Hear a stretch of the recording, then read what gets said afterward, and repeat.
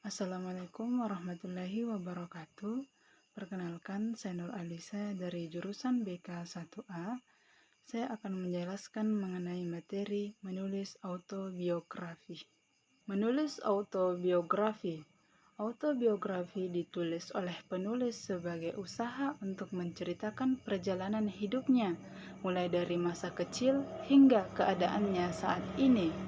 Tujuan menulis autobiografi. Adapun tujuan menulisan autobiografi adalah untuk memberikan gambaran tentang perjalanan hidup penulis secara personal, membagikan pengalamannya, keberhasilan ataupun kegagalannya, dan pelajaran yang didapatkan selama hidupnya. Manfaat autobiografi. Manfaat autobiografi adalah keuntungan atau nilai positif yang diperoleh dari proses menulis dan memiliki sebuah kisah hidup yang ditulis oleh diri sendiri. Selanjutnya yaitu langkah-langkah menulis autobiografi. Yang pertama yaitu membaca autobiografi tokoh terkenal untuk memahami gaya, penulisan, dan struktur.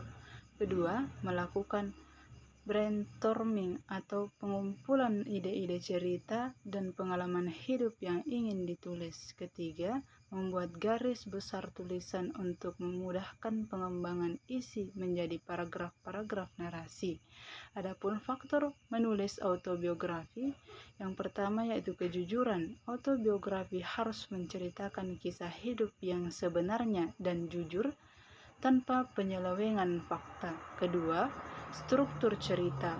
Susunlah cerita dengan struktur yang jelas seperti kronologis atau tematik agar pembaca mudah mengikuti alur cerita.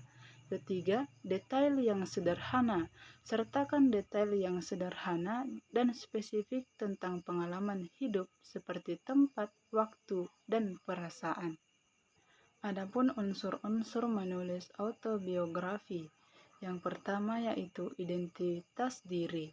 Autobiografi harus memuat data diri penulis seperti nama lengkap, tempat dan tanggal lahir, latar belakang keluarga, dan kedua yaitu keluarga.